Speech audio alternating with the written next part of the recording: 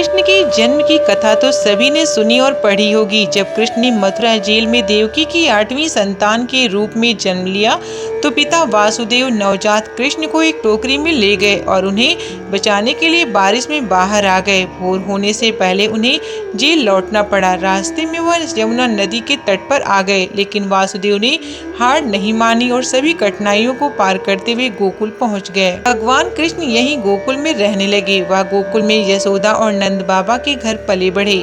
कृष्ण यहाँ 11 साल तक रहे। यहाँ यमुना नदी के तट पर वह गायों को चराता था, बांसुरी बजाता था और गोपियों के बर्तन तोड़ता था। आज जिस स्थान पर भगवान कृष्ण रहते थे यानी नंद बाबा के घर को नंद भवन या नंद महल कहा जाता है।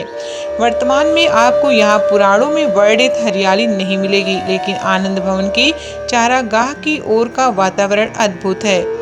बंसीवत से एक सड़क सीधे आनंद भवन की ओर जाती है। केंद्र में एक प्राचीन पत्थर का द्वार है। इसे पार करने के बाद आप सीधे रसोका पहुंच जाएंगे। उस समय इस चौक पर गोकुल रसादा खेल रहा था।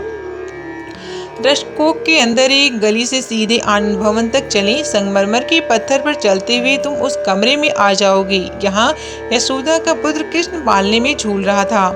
मंदिर की दीवारें आज भी अलौकिक मूल्य उत्पन्न करने में सक्षम है। स्थिर कृष्ण का नरंद भवन भव्य है। यहाँ भक्त विमुख हो जाता है। यहाँ भी भगवान कृष्ण घुटने टेक कर अपने आप से बातें कर रहे थे। उनकी माँ यशोदा लड़की से कहती थी, अरे लाला, किससे बात कर रहे हो? तुम दौड़ते हुए मेरे पास आते क्यों नहीं? कृष्ण ने दौड़कर नहीं बल्कि अपनी माँ की आवाज को समझकर सीखा है। वह फिसल गया और अपनी माँ की ओर भागा। वह दौड़कर यशोदा के पास जाता और उसे पकड़ लेता। वह अपने पंजों से भगवान के शरीर को पूंछता और पूछता, लाला, यह धूल कहाँ से आई है?